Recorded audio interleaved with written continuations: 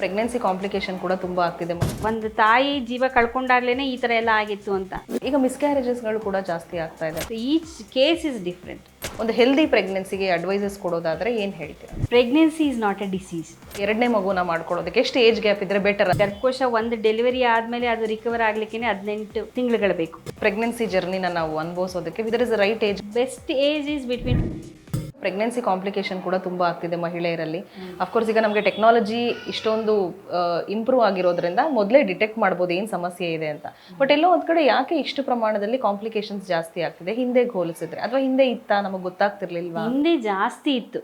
Okay, detect ಆಗ್ತಿಲ್ಲ. It use to go unnoticed. ಆ death ಆದಾಗಲೇ ಗೊತ್ತಾಗ್ತಾ ಇತ್ತು. ಒಂದು ತಾಯಿ ಜೀವ ಕಳ್ಕೊಂಡಾಗ್ಲೇ ಈ ಥರ ಎಲ್ಲ ಆಗಿತ್ತು ಅಂತ.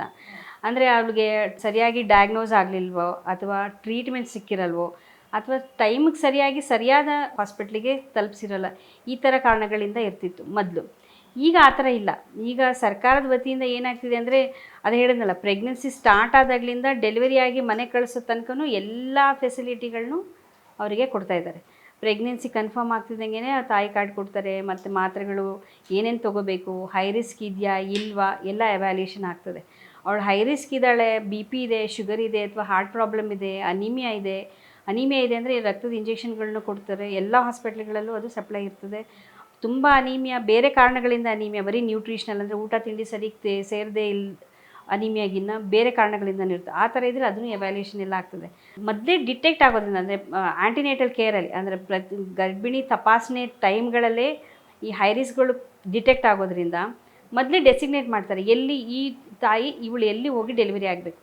ಸಪೋಸ್ ಹಾರ್ಟ್ ಪ್ರಾಬ್ಲಮ್ ಇರೋ ಪೇಷಂಟ್ ಯಾವುದೋ ಹಳ್ಳಿಲಿ ಇದ್ದಾಳೆ ಅಂತ ಇಟ್ಕೊಳ್ಳಿ, ಅವ್ಳಿಗೆ ಮೊದಲೇ ಈ ಥರ ಹಾರ್ಟ್ ಪ್ರಾಬ್ಲಮ್ ಇದೆ, ನೀನು ಇಂಥ ಕಡೆ ವಾಣವಿಲಾಸಲ್ಲೇ ಹೋಗಿ ಡೆಲಿವರಿ ಆಗಬೇಕು ಅಂತ ಆ ಏರಿಯಾ ಡಾಕ್ಟ್ರ್, ಮೆಡಿಕಲ್ ಆಫೀಸರ್ ಆಗಲಿ ಅಥವಾ ಆಶಾ ವರ್ಕರ್ ಆಗಲಿ ಎಲ್ಲರಿಗೂ ಮೊದಲೇ ಗೊತ್ತಿರುತ್ತೆ ಇವ್ರನ್ನ ಇಲ್ಲಿಗೆ ಕರ್ಕೊಂಡು ಹೋಗಬೇಕು ಅಂತ. ಸೊ ಹಾಗಾಗಿ ಈ ಗರ್ಭಿಣಿಯವರಿಗೆ ಪ್ರಾಬ್ಲಮ್ ಆಗೋದು ಇತ್ತೀಚೆಗೆ ಕಡಿಮೆ. ಸೊ ಆ ಮ್ಯಾಪಿಂಗ್ ಅಂದರೆ ಎಲ್ಲಿ ಯಾರಿಗೆ ಡೆಲಿವರಿ ಆಗಬೇಕು, ನಾರ್ಮಲ್ ಲೋ ರಿಸ್ಕ್ ಪ್ರೆಗ್ನೆನ್ಸಿಗಳು ಅಲ್ಲೇ ಹತ್ತಿರದ ಹಾಸ್ಪಿಟ್ಲ್ಗಳಲ್ಲಿ ಡೆಲಿವರಿ ಆಗ್ತವೆ. ತಿಂಗಳ ತಪಾಸಣೆ ಆಗೋದ್ರಿಂದ ಏನಾದರೂ ತೊಂದರೆ ಇದೆಯಾ, ಅನೀಮಿಯಾ ಇದೆಯಾ, ಶುಗರ್ ಇದೆಯಾ, ಕಸ ಏನಾದರೂ ಕೆಳಗಡೆ ಇದೆಯಾ, ಪ್ಲಸೆಂಟಾ ಪ್ರೀವಿಯಾ ಆ ಥರ ಇದೆಯಾ, ಅಂಥವ್ರು ಎಲ್ಲಿ ಡೆಲಿವರಿ ಆಗಬೇಕು, ಎಲ್ಲಿ ಸಿಸೇರಿಯನ್ ಆಗಬೇಕು, ಅಂದರೆ ಬ್ಲಡ್ ಎಲ್ಲ ಇರೋ ಕಡೆ, ICU ಇರೋ ಕಡೆ, ಆ ಥರ ಅಂದರೆ ಮೆಡಿಕಲ್ ಕಾಲೇಜ್ಗಳಲ್ಲೋ ಟರ್ಷರಿ ಕೇರ್ಗಳಲ್ಲೋ ಅಲ್ಲಿ ಡೆಲಿವರಿ ಆಗಬೇಕು. ಹಾಗೆ ಸೆಗ್ರಿಗೇಟ್ ಆಗಿಬಿಡ್ತವೆ. ಸೊ ಅದನ್ನ ಆ್ಯಂಟಿನೇಟಲ್ ಕೇರ್ ಪ್ರತಿ ತಿಂಗಳು ಗರ್ಭಿಣಿ ತಪಾಸಣೆ ಮಾಡೋ ಉದ್ದೇಶನೇ ಹೈ ರಿಸ್ಕ್ ಏನಾದರೂ ಇದೆ ಡಿಟೆಕ್ಟ್ ಮಾಡಿ ಅದಕ್ಕೆ ಸರಿಯಾದ ವ್ಯವಸ್ಥೆ ಮಾಡಲಿಕ್ಕೋಸ್ಕರ.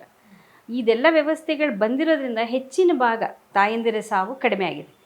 ಈಗಂತೂ ಈ ಕಳೆದ 2-3 ವರ್ಷದಿಂದ ಅಂತೂ ತುಂಬ ಮೆಟಿಕ್ಯುಲಸ್ ಆಗಿ ಮಾಡ್ತಾ ಇದ್ದಾರೆ. ಸರ್ಕಾರದಿಂದ ಆಗಲಿ, ಪ್ರೈವೇಟ್ ಅವ್ರ ಇನ್ಸ್ಟಿಟ್ಯೂಷನ್ನೂ ಇನ್ವಾಲ್ವ್ ಮಾಡ್ಕೋತಾ ಇದ್ದಾರೆ. ಎಲ್ಲ ಕಡೆ ಎಲ್ಲ ಹಾಸ್ಪಿಟ್ಲ್ಗಳನ್ನು ಸ್ಟ್ರೆಂಥನ್ ಮಾಡ್ತಾ ಇದ್ದಾರೆ.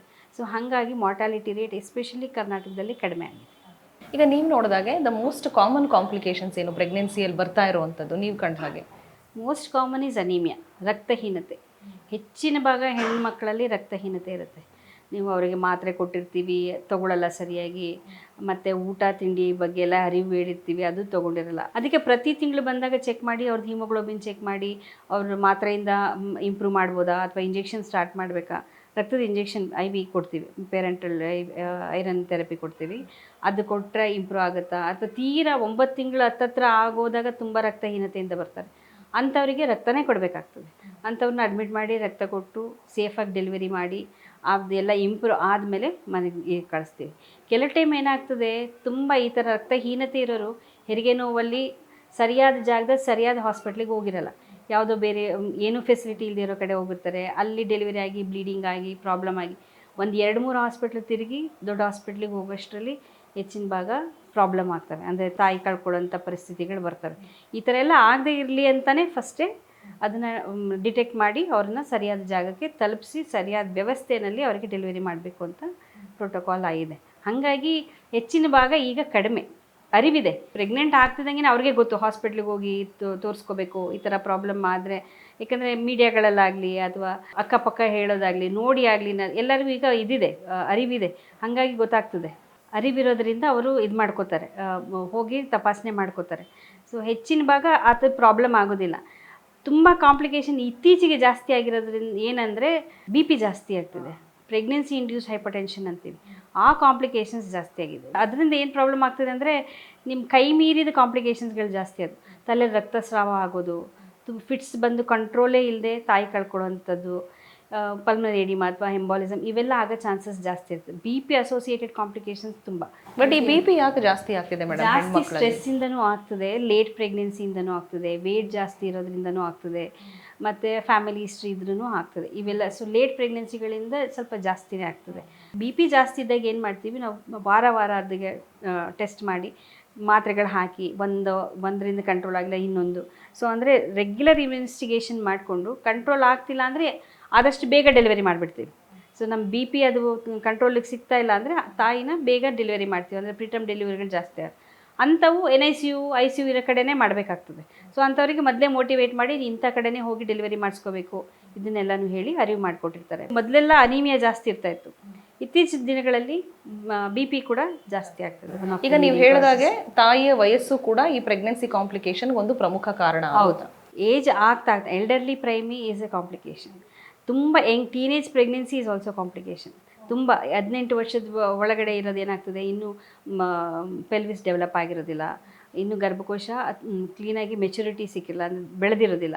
ಆ ಟೈಮಲ್ಲೇ ಪ್ರೆಗ್ನೆನ್ಸಿ ಆಗಿ ಅದು ಕೂಡ ತುಂಬ ಕಾಂಪ್ಲಿಕೇಶನ್ ಆಗ್ತದೆ. ಟೀನೇಜ್ ಅವ್ರಿಗೂ ಫಿಟ್ಸ್ ಬರೋದು, ಆ ಸ್ಟ್ರೆಸ್ ಇರ್ತದೆ, ಆ ಭಯ, ಪ್ರೆಗ್ನೆನ್ಸಿ ಭಯ, ಅವರಿಗೂ BP ಬರೋ ಸಾಧ್ಯತೆ ಇರ್ತದೆ, ಬ್ಲೀಡಿಂಗು ಇವೆಲ್ಲ ಕಾಂಪ್ಲಿಕೇಶನ್ಸ್ ಜಾಸ್ತಿ ಇರುತ್ತೆ. ಏಜ್ ಆಗ್ತಾ ಎಲ್ಡರ್ಲಿ ಇರೋರಿಗೆ ಗರ್ಭಕೋಶದ ತೊಂದರೆಗಳು ಜಾಸ್ತಿ ಇರ್ತದೆ. ಅವರಿಗೆ ಅಡಿನೋಮಯೋಸಿಸ್ ಇರ್ತದೆ ಅಥವಾ ಫೈಬ್ರಾಯ್ಡ್ಗಳು. 30 ವರ್ಷ ಆದಮೇಲೆ ಇವೆಲ್ಲ ಕಾಮನ್ ಹೆಣ್ಮಕ್ಳಲ್ಲಿ. ಅದ್ರ ಜೊತೆಗೆ ಪ್ರೆಗ್ನೆನ್ಸಿ. ಸೊ ಈ ಥರ ಏಜ್ ಆಗ್ತಾ ಕಾಂಪ್ಲಿಕೇಶನ್ಸ್ ಜಾಸ್ತಿ ಆಗ್ತಾ ಹೋಗ್ತದೆ ಪ್ರೆಗ್ನೆನ್ಸಿ. ಓಕೆ, ಹಾಗೇನೆ ನಾವು ಈಗ ಸಾಕಷ್ಟು ಮಹಿಳೆಯರಲ್ಲಿ ಒಬೆಸಿಟಿ ನೋಡ್ತಿದ್ದೀವಿ, ನೀವು ನೋಡಿರ್ತೀರಾ, ತುಂಬಾ ಓವರ್ ವೇಟ್ ಇರುವಂಥದ್ದು. ಇದು ಎಷ್ಟು ಅಪಾಯಕಾರಿ, ಯಾವುದಕ್ಕೆ ರಿಸಲ್ಟ್ ಆಗ್ತಾ ಇದೆ ಅಂತ ಪ್ರೆಗ್ನೆನ್ಸಿ ಟೈಮಲ್ಲಿ? ಪ್ರೆಗ್ನೆನ್ಸಿ ಟೈಮಲ್ಲಿ ಒಬೆಸಿಟಿ ಇದ್ರೆ ಏನಾಗ್ತದೆ ಅಂದರೆ BMI ಅಂತೀವಿ, ಪ್ರೀ ಪ್ರೆಗ್ನೆನ್ಸಿ BMI. ಅದು ಜಾಸ್ತಿ ಇದ್ದಷ್ಟು, ಅಂದರೆ ಕ್ಲಾಸಿಫಿಕೇಷನ್ ಮಾಡಿರ್ತೀವಿ, ಕ್ಲಾಸ್ 1 ಕ್ಲಾಸ್ 2 ಕ್ಲಾಸ್ 3. ಅದು ಜಾಸ್ತಿ ಆಗ್ತಾ ಹೋದಂಗೆ BP ಶುಗರ್ ಇವೆಲ್ಲ ಬರೋ ಚಾನ್ಸಸ್ ಜಾಸ್ತಿ ಇರುತ್ತೆ ಪ್ರೆಗ್ನೆನ್ಸಿನಲ್ಲಿ. BP ಶುಗರ್ ಬಂದರೆ ತಾಯಿಗೆ 7-8 ತಿಂಗಳಾಗ್ತಿದ್ದಂಗೆ ಫಿಟ್ಸ್ ಬರೋದು ಅಥವಾ ಉಸಿರಾಟ ತೊಂದರೆ ಆಗೋದು, ಲಿವರಲ್ಲೂ ತೊಂದರೆ ಆಗೋದು, ಹೆಲ್ಪ್ ಸಿಂಡ್ರೋಮ್ ಅಂತ ಈ ಥರ ಒಂದಕ್ಕೊಂದು ನಾನಾ ಕಾರಣಗಳು, ನಾನಾ ಕಾಂಪ್ಲಿಕೇಶನ್ಸ್ ಜಾಸ್ತಿ ಆಗ್ತಾ ಹೋಗ್ತದೆ.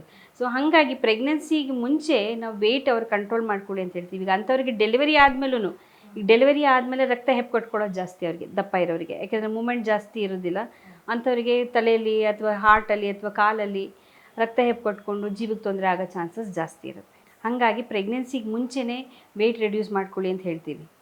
ಆದಷ್ಟು ಅಕಸ್ಮಾತ್ ವೆಯ್ಟ್ ಜಾಸ್ತಿ ಇರೋರು ಪ್ರೆಗ್ನೆಂಟ್ ಆದರೆ ತುಂಬ ವೆಯ್ಟ್ ಗೇನ್ ಆಗಬಾರ್ದು ಅಂತಲೂ ಹೇಳ್ತೀವಿ. ಈಗ ನಾರ್ಮಲ್ ವೆಯ್ಟ್ ಇರೋರಿಗೆ ಒಂದು 10ರಿಂದ 11 kg ವೆಯ್ಟ್ ಗೇನ್ ಅಲೋಡ್ ಇರುತ್ತೆ ಪ್ರೆಗ್ನೆನ್ಸಿನಲ್ಲಿ. ಅಂದರೆ ಅದು ವೆಯ್ಟ್ ಗೇನ್ ಕೂಡ ನಮ್ಮ ಪರ್ಸನಲ್ ವೆಯ್ಟ್ ಮೇಲೆ ಡಿಪೆಂಡ್ ಆಗಿರುತ್ತಾ? ಹೌದು, ನಾರ್ಮಲ್ ವೆಯ್ಟ್ ಇರೋರಿಗೆ ಒಂದು 50 kg 60 kg ಇರೋರಿಗೆ ಅವ್ರಿಗೆ ಒಂದು ಇದು ಅವ್ರ height based on the height will decide. 10ರಿಂದ 11 kg normal weight gain is allowed during pregnancy and delivery.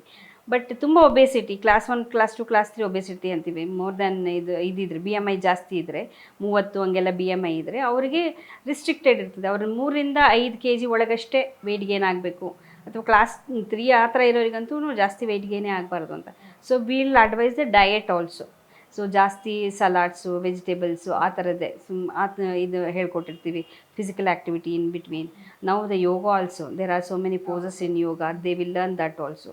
So ಎಲ್ಲನೂ ಹೇಳ್ಕೊಟ್ಟಿರ್ತೀವಿ. But still with age and more obesity the complications with pregnancy are more. ಈಗ ತುಂಬ ಜನ ಕಪಲ್ಸಲ್ಲಿ ಸಾಕಷ್ಟು ಸಮಸ್ಯೆಗಳಾಗ್ತಿದೆ. ಈಗ ಸಪ್ರೇಷನ್ಸ್ ಇರ್ಬೋದು, pregnancy ಟೈಮಲ್ಲೇ ಸಪ್ರೇಷನ್ ಆಗುವಂಥದ್ದು, ಆಮೇಲೆ ಮದುವೆ ಆದಾಗಿಂದನೂ ಸಮಸ್ಯೆ ಅನುಭವಿಸಿರುವಂಥದ್ದು. ಸೊ ಈ ಒತ್ತಡಗಳಿಂದ ಎಲ್ಲ ಕೂಡ ಅದು ಪ್ರೆಗ್ನೆನ್ಸಿ ಮೇಲೆ ಪರಿಣಾಮ ಬೀರುತ್ತೆ ಅಂತ ಹೇಳ್ತಾರೆ. ಹೌದು, ಬೀಳುತ್ತೆ. ಅದೇನಾಗ್ತದೆ, ಕೆಲವರು ಪ್ರೆಗ್ನೆನ್ಸಿ ಟೈಮಲ್ಲೇ ಹಸ್ಬೆಂಡ್ ಕಳ್ಕೊತಾರೆ ಕಾರಣಗಳಿಂದ, ಅಥವಾ ನೀವು ಹೇಳ್ದಂಗೆ ಸಪ್ರೇಟ್ ಆಗೋದು, ಈ ಥರ ಇಶ್ಯೂಸ್ ಎಲ್ಲ ಇರ್ತದೆ.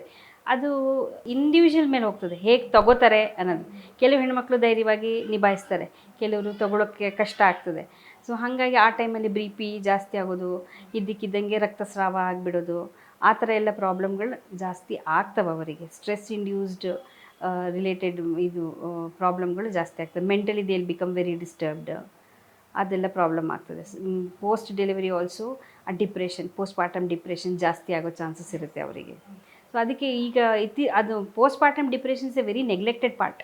ಡೆಲಿವರಿ ಆದಮೇಲೆ ಎಲ್ಲ ಮಗು ಕಡೆ ಗಮನ ಕೊಡ್ತಾರೆ, you have to feed the baby, ನೀನು ನೋಡ್ಕೊಳ್ಳೋದು ಇಷ್ಟೇ ಕೆಲಸ ಅಂತ. ಬಟ್ ಅವಳಲ್ಲಿ ಏನಾಗ್ತಾ ಇದೆ ಅಂತ ಮಾತಾಡ್ಲಿಕ್ಕೆ ಯಾರೂ ರೆಡಿ ಇರಲ್ಲ, ಅರ್ಥಕೊಳ್ಳೋಕೆ ಯಾರೂ ರೆಡಿ ಇರೋದಿಲ್ಲ. ಸೊ ಅದಕ್ಕೆ ಕೌನ್ಸಿಲಿಂಗ್ಗಳು ಬೇಕಾಗ್ತದೆ.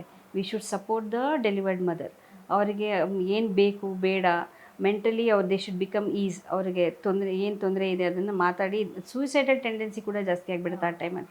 So they need counselling and mental support, ಅದು ಸೈಕ್ಯಾಟ್ರಿಕ್ ಕೌನ್ಸ್ಲಿಂಗ್ ಆಗಿ ಅವರಿಗೆ ಸಪೋರ್ಟ್ ಸಿಗೋ ಅವಶ್ಯಕತೆ ಜಾಸ್ತಿ ಇರುತ್ತೆ. ಓಕೆ, ಈಗ ಮಿಸ್ಕ್ಯಾರೇಜಸ್ಗಳು ಕೂಡ ಜಾಸ್ತಿ ಆಗ್ತಾ ಇದೆ ಮಹಿಳೆಯರಲ್ಲಿ. ಏನೇನು ಕಾರಣ? ಒತ್ತಡ ಇರಬಹುದು ಅಥವಾ ಬೇರೆ ಏನೇನು ಇನ್ಫ್ಲುಯೆನ್ಸ್ ಆಗುತ್ತೆ ಅಂತ, ಅಂದರೆ ಮಿಸ್ಕ್ಯಾರೇಜಸ್ ಆಗೋದಕ್ಕೆ? ಸಾಕಷ್ಟು ಕಾರಣಗಳಿದೆ. ಒಂದೊಂದು ಅಂದರೆ ಮೊದಲು 3 ತಿಂಗಳಲ್ಲಿ ಒಂದು ಸಾಕಷ್ಟು ಕಾರಣಗಳಿದೆ. ಸೆಕೆಂಡ್ ಟ್ರೈಮಿಸ್ಟರಲ್ಲಿ ಜಾಸ್ತಿ ಬೇರೆ ಕಾರಣಗಳಿದೆ. 3ನೇದರಲ್ಲಿ ಪ್ರೀಟರ್ಮ್ ಡೆಲಿವರಿಗೆ ಕಾರಣಗಳಿದೆ. ಫಸ್ಟ್ ಟ್ರೈಮಿಸ್ಟ್ರಲ್ಲಿ ಹೆಚ್ಚಿನ ಭಾಗ ಏನಾಗ್ತದೆ ಅಂದರೆ ಜೆನೆಟಿಕ್ ಮೇಕಪ್, ಕ್ರೋಮೋಸೋಮಲ್ ಅಬ್ನಾರ್ಮಲಿಟಿಗಳಿರುತ್ತೆ. ಹಾಗಾಗಿ ಮಿಸ್ಡ್ ಅಬಾರ್ಷನ್ಸ್ ಅಥವಾ ಫಿಟಲ್ ಪೋಲ್ ಬರದೇ ಇರೋದು, ಆ ಥರಗಳಿರ್ತವೆ. ಅದು ಬರೀ ಒತ್ತಡಕ್ಕೆ ಅಂತ ಹೇಳಲಿಕ್ಕಾಗೋದಿಲ್ಲ, ಬೇರೆ ಕಾರಣಗಳೆಲ್ಲನೂ ಇರ್ತವೆ. ಈಗ 2ನೇ ಟ್ರೈಮಿಸ್ಟ್ರಲ್ಲಿ ಅಂದರೆ 3ರಿಂದ 6 ತಿಂಗಳಲ್ಲಿ ಗರ್ಭಕೋಶದ ಸ್ಟ್ರೆಂತ್ ಕಡಿಮೆ ಇರ್ಬೋದು. ಈಗ ಸರ್ವೈಕಲ್ ಇನ್ಕಾಂಪಿಟೆನ್ಸ್ ಅಂತೀವಿ, ಅದನ್ನು ಪ್ರೆಗ್ನೆನ್ಸಿನ ಹಿಡ್ಕೊಳ್ಳೋಂಥ ಕೆಪಾಸಿಟಿ ಕಡಿಮೆ ಇರುತ್ತೆ. ಅದು ಗರ್ಭಕೋಶ ಓಪನ್ ಆಗಿಬಿಡೋ ಚಾನ್ಸಸ್ ಇರುತ್ತೆ. ಈ ಥರ ಎಲ್ಲ ಕಾರಣಗಳಿರ್ತವೆ. ಸೊ ಲೇಟ್ ಪ್ರೆಗ್ನೆನ್ಸಿನಲ್ಲಿ ಏನಾಗ್ತದೆ, BP ಈ ಥರ ತೊಂದರೆಗಳಿಂದ ಜಾಸ್ತಿ ಬೇಗ ಡೆಲಿವರಿ ಆಗೋದು, ಬ್ಲೀಡಿಂಗು, ಆ ಥರ ಪ್ರಾಬ್ಲಮ್. ಸೊ ಈಚ್ ಟ್ರೈಮಿಸ್ಟರ್, ಪ್ರತಿ 3 ಟ್ರೈಮಿಸ್ಟರಲ್ಲಿ ನಾವೇನು ವಿಂಗಡಣೆ ಮಾಡ್ತೀವಿ 9 ತಿಂಗಳನ್ನ, ಪ್ರತಿ ಹಂತದಲ್ಲೂ ಬೇರೆ ಬೇರೆ ಕಾರಣಗಳಿರ್ತವೆ ಅಬಾರ್ಷನ್ಗೆ. ಇಂಥದ್ದೇ ಅಂತ ನಿಗದಿ ಪಡಿಸ್ಲಿಕ್ಕಾಗಲ್ಲ. ಮತ್ತು ರಿಕರೆಂಟ್ ಮಿಸ್ಕ್ಯಾರೇಜ್ ಅಂತೀವಿ, ಕಾರಣಗಳೇ ಗೊತ್ತಿರೋದಿಲ್ಲ, ಬಟ್ ಅವರಿಗೆ ಅಬಾರ್ಷನ್ ಆಗ್ತಾನೇ ಇರುತ್ತೆ. ಅದಕ್ಕೆ ಇಮ್ಯುನಾಲಜಿಕಲ್ ಪ್ರಾಬ್ಲಮ್ಗಳಿರ್ತವೆ. ಅಂದರೆ ಅವರ ದೇಹದಲ್ಲೇ ಅವರ ಅಗೇನೆಸ್ಟ್ ಆ್ಯಂಟಿಬಾಡೀಸ್ ಉತ್ಪತ್ತಿ ಆಗ್ತಿರುತ್ತೆ. ಇವೆಲ್ಲ ಸಾಕಷ್ಟು ಕಾರಣಗಳಿವೆ. ಸೊ ಇಂಥದ್ರಿಂದನೇ ಆಗ್ತದೆ ಅಂತ ನಿಗದಿತವಾಗಿ ಹೇಳಲಿಕ್ಕಾಗೋದಿಲ್ಲ. So each case is different, ಒಂದೊಂದು ಸರಿ ಒಂದೊಂದು ಥರ. ಮೇಡಮ್, ಈಗ ಇನ್ಫೆಕ್ಷನ್ಸ್ ಬಗ್ಗೆ ಮಾತಾಡೋದಾದರೆ ಏನೆಲ್ಲ ಇನ್ಫೆಕ್ಷನ್ಸ್ ಕಾಣಿಸ್ಕೊಳುತ್ತೆ ಡ್ಯೂರಿಂಗ್ ಪ್ರೆಗ್ನೆನ್ಸಿ ಅಂತ? ಪ್ರೆಗ್ನೆನ್ಸಿನಲ್ಲಿ ನಾವು ಜಾಗರೂಕತೆ ಆಗಿರಬೇಕಾಗಿರೋದು ಯೂರಿನರಿ ಟ್ರ್ಯಾಕ್ಟ್ ಇನ್ಫೆಕ್ಷನ್. ಯಾಕೆಂದರೆ ಅವರು ಹೈಡ್ರೇಷನ್ ಮೇಂಟೈನ್ ಮಾಡಬೇಕು, ನೀರು ಸರಿಯಾಗಿ ಕುಡಿಯೋದಿಲ್ಲ. ಫಸ್ಟ್ ಟೈಮಿಸ್ಟರ್ ಏನಾಗುತ್ತೆ, ವಾಂತಿ ಜಾಸ್ತಿ ಇರುತ್ತೆ, ಅವ್ರು ಹೈಡ್ರೇಷನ್ ನೋಡ್ಕೊಳ್ಳಲ್ಲ. ಹಾಗಾಗಿ ಯೂರಿನ್ ಸ್ವಲ್ಪ ಇನ್ಫೆಕ್ಷನ್ ಕೂಡ ಕಿಡ್ನಿ ತನಕ ಹರಡೋ ಚಾನ್ಸಸ್ ಇರುತ್ತೆ. ಸೊ ಯೂರಿನ್ ಇನ್ಫೆಕ್ಷನ್ ಆದರೆ ಗರ್ಭಕೋಶಕ್ಕೆ ಇನ್ಫೆಕ್ಷನ್ ಹರಡೋ ಚಾನ್ಸಸ್ಸು ಜಾಸ್ತಿ ಇರುತ್ತೆ. ಸೊ ನಾವು ಪ್ರತಿ ಸರಿ ಅವರು ಪ್ರೆಗ್ನೆನ್ಸಿ ಚೆಕಪ್ಗೆ ಬಂದಾಗ will evaluate them, urine infection ಇದೆಯಾ, ಯೂರಿನ್ ರೂಟೀನ್ ಮಾಡಿಸಿ ನೋಡ್ತೀವಿ. ಮತ್ತು ಬೇರೆ ಎಲ್ಲಾದರೂ ಸೋಂಕಿದೆಯಾ, ದೇಹದ ಯಾವುದೇ ಸೋಂಕಿದ್ರೂ ಅದು ಪ್ರೆಗ್ನೆನ್ಸಿಗೆ ತೊಂದರೆನೇ. ಸೊ ಬೇಗ ಡೆಲಿವರಿ ಆಗಿಬಿಡ್ಬೋದು, ನೀರಿನಂಶ ಕಳ್ಕೊಂಬಿಡ್ಬೋದು, ಅಥವಾ ಗರ್ಭಕೋಶದ ಇನ್ಫೆಕ್ಷನ್ ಆಗ್ಬೋದು. ಹಂಗೆ ಇನ್ಫೆಕ್ಷನ್ ಆದರೆ ಬೇಗ ಪ್ರೀಟರ್ಮ್ ಡೆಲಿವರಿಗಳಾಗ್ತವೆ, ಅಥವಾ ಒಳಗಡೆ ಮಗು ಹೋಗ್ಬಿಡೋ ಚಾನ್ಸಸ್ ಇರುತ್ತೆ. ಡೆಲಿವರಿ ಆದಮೇಲೂ ಇನ್ಫೆಕ್ಷನ್, ಗರ್ಭಕೋಶದ ಇನ್ಫೆಕ್ಷನ್ ಆಗಿ ಟ್ಯೂಬ್ಗಳು ಬ್ಲಾಕ್ ಆಗೋ ಚಾನ್ಸಸ್ ಇರುತ್ತೆ. ಸೊ ಈ ಸೆಪ್ಸಿಸ್, ಈಗ ಇತ್ತೀಚಿನ ದಿನಗಳಲ್ಲಿ ಆ್ಯಂಟಿಬಯೋಟಿಕ್ ಎಲ್ಲದಕ್ಕೂ ಜಾಸ್ತಿ ಆಗ್ತೀವಿ. ಹಾಗಾಗಿ ಇನ್ಫೆಕ್ಷನ್ನು ನಮ್ಗೆ ಕಂಟ್ರೋಲ್ ಮಾಡೋದು ಅಷ್ಟೇ ಕಷ್ಟ ಆಗ್ತಾಯಿದೆ ಈಗ. ಸೊ ಯಾವುದಕ್ಕೆ ಯಾವುದು ಸೆನ್ಸಿಟಿವ್ ಇದೆ ನೋಡಿ ಅದೇ ಆ್ಯಂಟಿಬಯೋಟಿಕ್ ಹಾಕೋದು ಬೆಟರ್. ಹಾಗಾಗಿ ಯೂರಿನ್ ಇನ್ಫೆಕ್ಷನನ್ನು ಆದಷ್ಟು ಅವಾಗವಾಗ ಎವ್ಯಾಲ್ಯೂಯೇಟ್ ಮಾಡ್ತಾ ಇರ್ತೀವಿ. ಅದ್ರ ಜೊತೆಗೆ ಬೇರೆ ಏನಾದರೂ ಅವರ ಆಕ್ಯುಪೇಷನಲ್ಲಿ, ಈಗ ಗಾರ್ಮೆಂಟ್ಸು ಅಲ್ಲಿ ಇಲ್ಲಿ ಕೆಲಸ ಮಾಡ್ತಿರ್ತಾರೆ, ಸದಾ ಧೂಳಿಗೆ ಎಕ್ಸ್ಪೋಸ್ ಆಗ್ತಾ ಇರ್ತಾರೆ, ಅವ್ರಿಗೆ ಮುನ್ನೆಚ್ಚರಿಕೆ ಕ್ರಮಕ್ಕಾಗಿ ಮಾಸ್ಕ್ ಹಾಕ್ಕೊಳ್ಳೋದು, ಇವೆಲ್ಲನೂ ಎಜುಕೇಟ್ ಮಾಡಬೇಕಾಗ್ತದೆ ನಾವು. ಸೊ ಲಂಗ್ ಇನ್ಫೆಕ್ಷನ್ ಆಗದೆ ಇರೋ ಥರ ನೋಡ್ಕೋಬೇಕು. It depends on their occupation also. Pregnancy ಜರ್ನಿನ ನಾವು ಅನುಭವಿಸೋದಕ್ಕೆ there is a right age ಅಂತ ಏನಾದರೂ ಇದೆಯಾ? Best age is between 20 to 30. First pregnancy within 30 is the best one. ಅಂದ್ಬಿಟ್ಟು ನೀವು 20 ವರ್ಷಕ್ಕೆ ಆಗಿ ಅಂತ ಹೇಳಲ್ಲ, ಬಿಕಾಸ್ ಎವ್ರಿಬಡಿ ಅಷ್ಟು ಬಿಲ್ಡ್ ದೇರ್ ಕರಿಯರ್, ಅವ್ರು ಓದಬೇಕು, ಹೆಣ್ಮಕ್ಳು ಸೆಟ್ಲ್ ಆಗಬೇಕು. So best pregnancy is within 30 years. That is the best thing they can do. ಆ ಟೈಮಲ್ಲಿ ನಿಮಗೆ ಇನ್ಫರ್ಟಿಲಿಟಿ ಇಶ್ಯೂಸು ಅಷ್ಟು ಬರಲ್ಲ, because you are in a very prime reproductive age ಆ ಟೈಮಲ್ಲಿ, less than 30 years. So more than 30 ಅಂದರೆ ನಿಮಗೆ infertility issues ಜಾಸ್ತಿ ಇರುತ್ತೆ. ಸೊ ಲೆಸ್ ದ್ಯಾನ್ 30ನಲ್ಲೇ ಫಸ್ಟ್ ಪ್ರೆಗ್ನೆನ್ಸಿ ಮಾಡ್ಕೊಳ್ಳೋದು ಉತ್ತಮ ಅಂತ ನಾನು ಹೇಳಿ. ಈಗ 2 ಮಕ್ಕಳು ಪ್ಲಾನಿಂಗ್ ಇದ್ದರೆ ಸೊ ಯಾವುದು ರೈಟ್ ಏಜ್ ಅಂತೀರ? ಅಂದರೆ 2ನೇ ಮಗುನ ಮಾಡ್ಕೊಳ್ಳೋದಕ್ಕೆ ಎಷ್ಟು ಏಜ್ ಗ್ಯಾಪ್ ಇದ್ದರೆ ಬೆಟರ್ ಅಂತ ನಿಮ್ಮ ಅನುಭವದ ಮೇಲೆ? ನಾವು ಯೂಶಲಿ 3 ವರ್ಷ ಗ್ಯಾಪ್ ಹೇಳ್ತೀವಿ. ಯಾಕೆಂದರೆ ಗರ್ಭಕೋಶ ಒಂದು ಡೆಲಿವರಿ ಆದಮೇಲೆ ಅದು ರಿಕವರ್ ಆಗಲಿಕ್ಕೆ 18 ತಿಂಗಳುಗಳು ಬೇಕು ಒಂದು ಪ್ರೆಗ್ನೆನ್ಸಿಯಿಂದ ನಾರ್ಮಲ್ ಆಗಲಿಕ್ಕೆ. ಸೊ ಹಾಗಾಗಿ 3 ವರ್ಷ ಗ್ಯಾಪ್ ಇರೋದು ಬೆಟರ್. ಹಾಗಾಗಿ ಸಾಕಷ್ಟು ಕಾಂಟ್ರಸೆಪ್ಷನ್ಸ್ ಅಂದರೆ ಸ್ಪೇಸಿಂಗ್ ಮೆಥಡ್ಸ್ಗಳಿವೆ. ಕಾಪರ್ ಟೀ ಹಾಕ್ಸ್ಕೊಬೋದು. ಈಗೇನು ಡೆಲಿವರಿ ಆಗ್ತಿದ್ದಂಗೆ ಕಾಪರ್ ಟೀ ಹಾಕ್ತೀವಿ. ಮೊದಲಾದರೆ 1 ತಿಂಗಳಾದ್ಮೇಲೆ ಹಾಕ್ತಾಯಿದ್ವಿ. ಈಗ ಡೆಲಿವರಿ ಟೈಮಲ್ಲೇ, ಸಿಸೇರಿಯನ್ ಆಗಲಿ ನಾರ್ಮಲ್ ಆಗಲಿ, ಆ ಟೈಮಲ್ಲೇ ಕಾಪರ್ ಟೀಗಳು ಹಾಕ್ಬಿಡ್ತೀವಿ. ಅದು ಅಂದರೆ ಅದನ್ನು ಪ್ರೆಗ್ನೆನ್ಸಿ ಟೈಮಲ್ಲೇ ಕೌನ್ಸಿಲಿಂಗ್ ಆಗಿರಬೇಕು. ಇಲ್ಲಾಂದರೆ ಇಂಜೆಕ್ಷನ್ಸ್ ಇದೆ, ಇಲ್ಲ ನಾರ್ಪ್ಲಾಂಟ್ ಅಂತ ಬರ್ತದೆ, ಕೈಗೆ ಒಂದು ಕಡ್ಡಿ ಥರ ಇದು ಹಾಕ್ತಾರೆ, ಅದನ್ನು ದೇ ಕ್ಯಾನ್ ಆಲ್ಸೋ ಯೂಸ್. ಅಥವಾ ಓಸಿಪಿಲ್ಸ್ ಅಥವಾ ಇಂಜೆಕ್ಷನ್ಸ್, ಸಾಕಷ್ಟು ವಿಧಾನಗಳಿದೆ. ಅಥವಾ ಗಂಡು ಮಕ್ಕಳಲ್ಲಿ ಕಾಂಡಮ್ಸ್ ಯೂಸ್ ಮಾಡ್ಬೋದು. So they can use anything. It is A cafeteria, ಏನು ಬೇಕಾದ್ರೂ ಯೂಸ್ ಮಾಡ್ಬೋದು. They can space it for 3 years. 3 years ಗ್ಯಾಪಲ್ಲಿ ಇನ್ನೊಂದು ಮಗು ಮಾಡ್ಕೊಳ್ಳೋದು ಬೆಸ್ಟ್. ತುಂಬ ಗ್ಯಾಪ್ಗಿನ್ನ ಇದು 3 to 4 years gap is A better way. Doctor, ಈಗ ನಮ್ಮ ವೀಕ್ಷಕರಿಗೆ ನೀವು ಒಂದು ಹೆಲ್ದಿ ಪ್ರೆಗ್ನೆನ್ಸಿಗೆ ಅಡ್ವೈಸಸ್ ಕೊಡೋದಾದರೆ ಏನು ಹೇಳ್ತೀರಾ? Pregnancy is not A disease. Pregnancy is A physiological process. ಅಂದರೆ ತಾಯ್ತನ ಅನ್ನೋದು ಎಲ್ಲ ಹೆಣ್ಣುಮಕ್ಕಳಲ್ಲಿ ಅದು ಒಂದು ಹಂತ, ಬಂದು ಹೋಗುವಂಥ ಹಂತ. ಪ್ರಾಣಿಗಳಲ್ಲೂ ಆಗ್ತದೆ, ಮನುಷ್ಯನಲ್ಲೂ ಆಗ್ತದೆ. ಮನುಷ್ಯ ನಾವು ಬುದ್ಧಿಜೀವಿ, ನಮ್ಗೆ ಅರಿವಿದೆ ಏನಿದೆ ಆಗ್ತದೆ ಏನಿಲ್ಲ ಅಂತ. ಸೊ ಆದಷ್ಟು ನಾವು ಏನಂದರೆ ಅದೇನು ಪ್ರಾಬ್ಲಮ್ ಆಗದೆ ಹಾಗೆ ನೋಡ್ಕೋಬೇಕು. ನಾನು ಹೇಳೋ ಅಡ್ವೈಸ್ ಏನಂದರೆ, ಈಗ ಪ್ರೆಗ್ನೆನ್ಸಿ ಅಂತ ಆದಮೇಲೆ ಪ್ರತಿ ಸರಿ ಚೆಕಪ್ಗಂತೂ ಹೋಗ್ತಾರೆ. ಸೊ ತಾಯ್ತನನ ಫಿಸಿಯಲಾಜಿ ಥರ, ಅಂದರೆ ಅದು ಒಂದು ಪಾರ್ಟ್ ಅಂತ ಅವ್ರು ತೊಗೋಬೇಕು. ತುಂಬ ಆ್ಯಂಕ್ಷಿಯಸ್, ತುಂಬ ಹೆದರ್ಕೊಂಡು ಹಿಂಗಾದರೆ ಏನಾಗ್ತದೆ, ಹಂಗಾದರೆ ತುಂಬ ಡೌಟ್ಸ್ ಇಟ್ಕೊಂಡು ಬರ್ತಾರೆ. ಆ ಡೌಟ್ಸ್ ಎಲ್ಲ ಕ್ಲಿಯರ್ ಮಾಡ್ಕೋಬೇಕು ಅವರು. ಎಲ್ಲ ಇನ್ಫಾರ್ಮೇಷನ್ ತೊಗೊಳೋದು ತಪ್ಪಲ್ಲ, ತೊಗೊಂಡು ಅದನ್ನು ಕಾಮಾಗೆ ತೊಗೋಬೇಕು. ಅದು ಪ್ರಾಬ್ಲಮ್ ಏನಿದೆ ಸಮಸ್ಯೆಗೆ ಪರಿಹಾರ ಕಂಡ್ಕೋಬೇಕು. ಪ್ರತಿ ತಿಂಗಳು ಚೆಕಪ್ ಮಾಡಿಸ್ಕೋಬೇಕು. 7 ತಿಂಗಳಾದಮೇಲೆ 15 ದಿನಕ್ಕೊಮ್ಮೆ ಚೆಕಪ್ ಮಾಡಿಸ್ಕೋಬೇಕು. 9 ತಿಂಗಳಾದಮೇಲೆ ವಾರಕ್ಕೊಮ್ಮೆ ಚೆಕಪ್ ಮಾಡಬೇಕು. ಆ ಟೈಮಲ್ಲೇ ನಿಮಗೆ ಗೊತ್ತಾಗ್ತದೆ ಆ ಪ್ರೆಗ್ನೆನ್ಸಿಲಿ ಏನಾದರೂ ಪ್ರಾಬ್ಲಮ್ ಇದೆಯಾ ಇಲ್ವಾ, ತೊಂದರೆ ಇದೆಯಾ ಇಲ್ವಾ.